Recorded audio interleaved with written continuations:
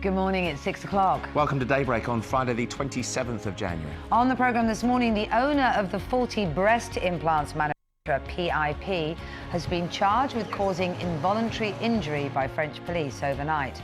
We're speaking to a mother of 4 who's suing the clinic that fitted hers. And on your marks, get set. 6 months to go. The Olympic Village will be unveiled today and details of the opening and closing ceremonies announced. Also on the show, EastEnders star Patsy Palmer's going to be here with a very special young lady and her family to tell us about the important work of her children's cancer charity. A couple of talented, beautiful guests after 7 o'clock. Actress Layla Ruas will be chatting to us about life after Holby City. And Sugar Babe Heidi Range will be on the sofa ahead of this weekend's Dancing on Ice. And Kirsty's got the weather, talking about ice. Siberian freeze on the way, Kirsty. What are you doing to us? It's not my fault. Listen to me, you can't blame me for anything. Anyhow, we are looking at icy patches today across the north and west of the country, and wintry showers as well, working their way southward. So it's a cold day today, and it's going to be cold this weekend, and there's talk of it being colder for the next month. So I think I'm going to be wearing this from now on. Ooh. Gorgeous. Absolutely lovely and not at all ridiculous. So that's good. That's the one that where she pulls those little toggles down, those ears flap up. Yeah. That works out. And at 6:10, we've got what's happening where you are.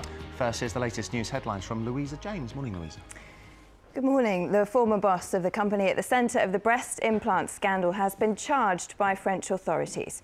But Jean-Claude Masse has avoided the manslaughter charge that judges were investigating. Lorna Ramsey reports. Hundreds of thousands of women have questions for this man. As Jean-Claude Masse left court on bail, his lawyer said his thoughts are with those women who have implants from his now-defunct company PIP, like this British woman who suffered months of pain after her implants. My right breast was probably 5 times bigger than my left breast. It was absolutely massive. It was hot to touch, it was swollen, it was tender.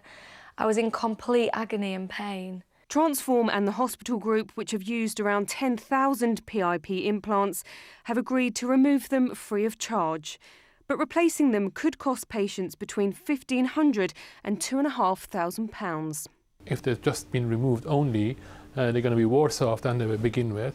So that's not acceptable. Other firms, such as the Harley Medical Group, continue to say they won't replace the implants because doing so would put them out of business. The man in charge of the Royal Bank of Scotland will be paid an annual bonus of almost £1 million on top of his £1.2 million salary. Stephen Hester's the chief executive of the bank, which is largely owned by the taxpayer, and has announced thousands of redundancies over the last 12 months. The Unite union has said it's disgusted by the bonus. Details of the Olympic opening ceremony will be announced later to mark 6 months until the Games begin. A major milestone has also been reached at the Olympic Village. Well, Tiffany Royce is there for us now. Tiffany. Yes, good morning, Louisa. Well, the Olympic site's looking pretty good here this morning, and there's more good news. The construction of the Olympic Village, which is where all the athletes will stay for the duration of the Games, is now complete, and it's all finished bang on time. There are going to be nearly 3,000 apartments there, housing thousands of athletes from 200 countries across the world. Olympic chairman Seb Coe has said he hopes it'll be like a home from home for the athletes, and it looks like it's going to be. It started 3.5 years ago, but today construction of the Olympic Village is finally complete. With enough accommodation for 16,000 athletes and officials, it's a pretty vast setup, and that's just from the outside. Work will now begin on the inside. 64,000 bed sheets will be brought in, 21,000 pillows, up to 11,000 sofas and a 5,000-seat main dining area. There'll be cafes, shops, hair salons and an entertainment area. It's all ready. Now it's just about tidying it up a little bit and getting the trees in and the shrubs, but it really is. I've swum in the Olympic pool, that was fantastic. I've been into the Olympic Stadium, it's a wonderful stadium. Arguably with the first Games where everything's been ready early. Oscar-winning director Danny Boyle's been drafted in to create the opening ceremony with a cast of 20,000 people. Officials are insisting the budget is under control and all eyes are now on them to get it right. When the Games begin in 6 months' time, 4 billion people are expected to be watching. Well, once the Games are over, the Olympic Village will be turned into housing for local Londoners. Some of it affordable housing and the rest privately owned. Tiffany, thank you. A murder investigation has been launched following the death of a 64-year-old grandfather during an apparent burglary. Thieves broke into Edward Sirad's house in Kent on Wednesday night. He was tied up along with a woman believed to be his wife. She was uninjured, but he was declared dead at the scene. A new study says more than 1 million people who care for cancer sufferers could be missing out on vital support and benefits. Richard Gasford has the details.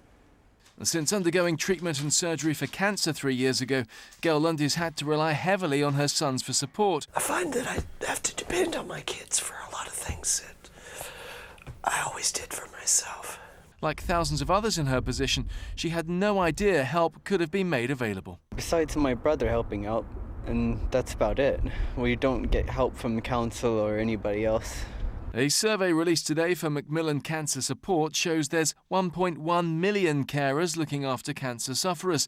95% of them haven't had a carer's assessment, with 46% suffering stress, anxiety and depression. Carers also report that caring impacts on their physical health, and 15% of these carers say that there's a financial impact from caring, like giving up work or spending more money on things like transport and heating.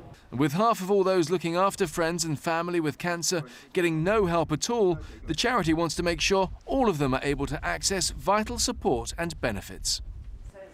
And finally, after more than a decade since their last film, The Muppets are back in the cinema. Steve Hargrave went along to the premiere.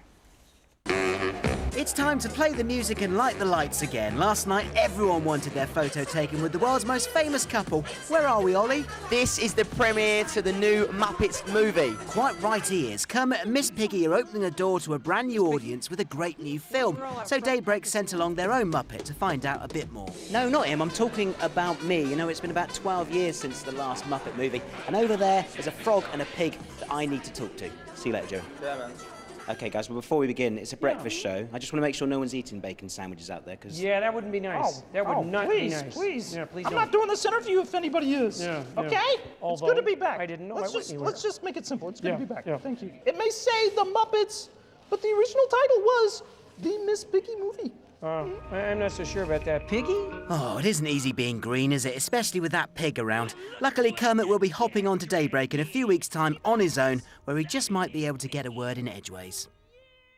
Indeed, it is 8 minutes past 6. Back to Dan and Kate.